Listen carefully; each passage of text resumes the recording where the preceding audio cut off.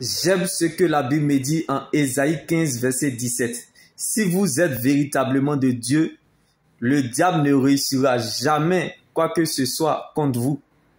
Car Satan et ses démons ne peuvent pas résister avec la foi d'un véritable enfant de Dieu. Donc, vos ennemis sont des médicaments qui donneront la santé à votre destinée. La destinée n'est pas la destination. Donc, la chaussure qu'on porte, c'est en fonction de la distance à parcourir. C'est Jésus-Christ qui est bon pour toi à l'heure-là.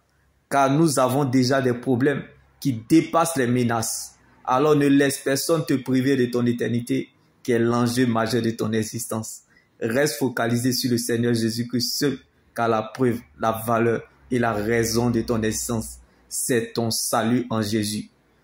La pression, l'oppression, les persécutions sont comme un service militaire pour tout enfant véritable de Dieu, car c'est dans le vent contraire que se révèle la valeur d'une personne et le vrai visage d'un enfant de Dieu, bien-aimé.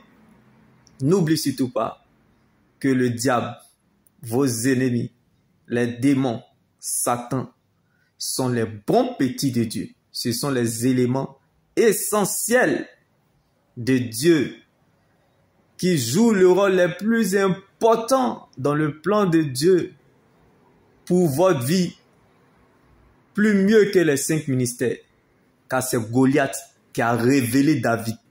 Donc l'abondance de nos problèmes révèle que Dieu est avec nous. Que la joie du Seigneur soit votre force et votre partage, et que Dieu prenne la forme de ce qui vous manque.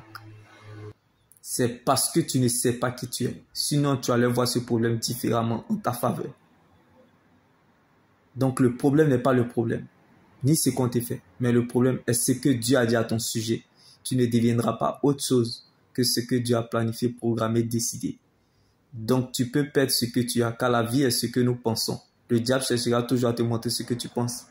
Mais l'éternité est ce que Dieu pense de nous. Donc tu ne peux pas perdre ce que tu es, car l'éternité est ce que Dieu pense de nous. Donc Dieu te fera toujours apprécier ce que tu es. Donc ce n'est pas la joie du moment qui compte pour Dieu, mais plutôt la finalité de son plan qu'il a déjà établi pour votre vie.